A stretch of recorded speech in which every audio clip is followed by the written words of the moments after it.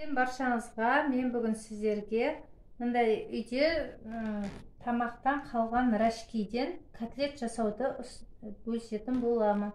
Ол үшін бізге қалған рашкиімізге кішкене фарш, сосын бір дана жұмыртқа, сосын қоспаларымыз қажет болады.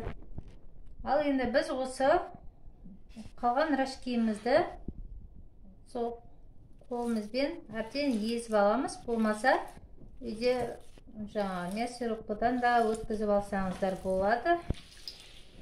Әбден өткізіп жығылап аламыз.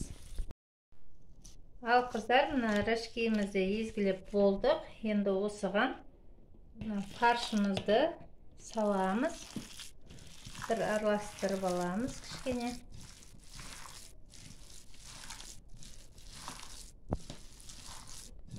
Әдемілеп араластырып алып, үстіне жұмыртқамызды саламыз. Сосын дәмдеуіштерімізді кішкене, мен кристаллик кішкене саламын. Өйткені тамақтың өзінің де әдемі дәмі бар. Сосын кішкене бұрыш саламын.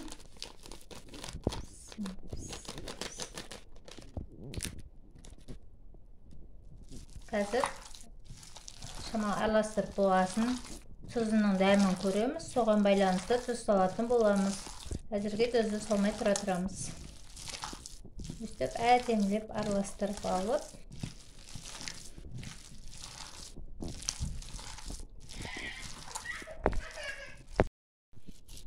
кішкене дәмін көрейін. Кішкене фаршымыз тұз алмаған болғандықтан кішкене тұзы аздау, сол себепті кішкене тұз себелейміз.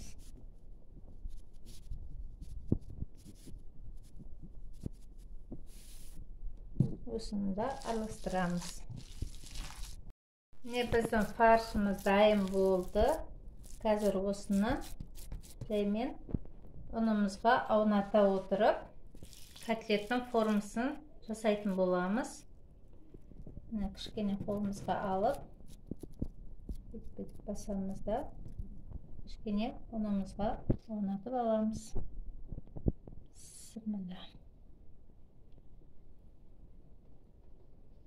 Сөйтіп, бір ыдысымызға шетінен салып аламыз. Екіншісі де дәл солай. Кішкене формасын келтіріп жібереміз. Кішкене ұнымызға аунатып,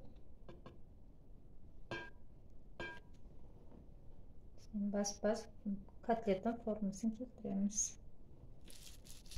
Ал қыздар, міне біз котлеттің формасын жасап болдық. Енді сковородкада қызып тұрған майда кәдімгі котлет сияқты қылып, екі жағын ауната отырып, қуырып аламыз.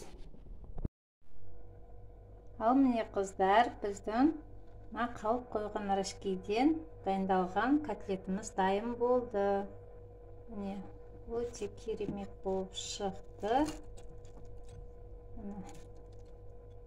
Арасы әдемі, сочный әдемі болып шығады. Және де мен кешкі асқа өстіп котлеттің астына картошканы бұқтырып, әдемі дәмді тамақ дайындадым. Сіздер де осылай жасап көріңіздер. Өте дәмді болып шығады. Және де менің рецептім ұнаса, лайк басып, комментарий қалдырыңыздар. Және де менің каналыма жазылуды ұмытпаңыздар. Сау болыңыздар.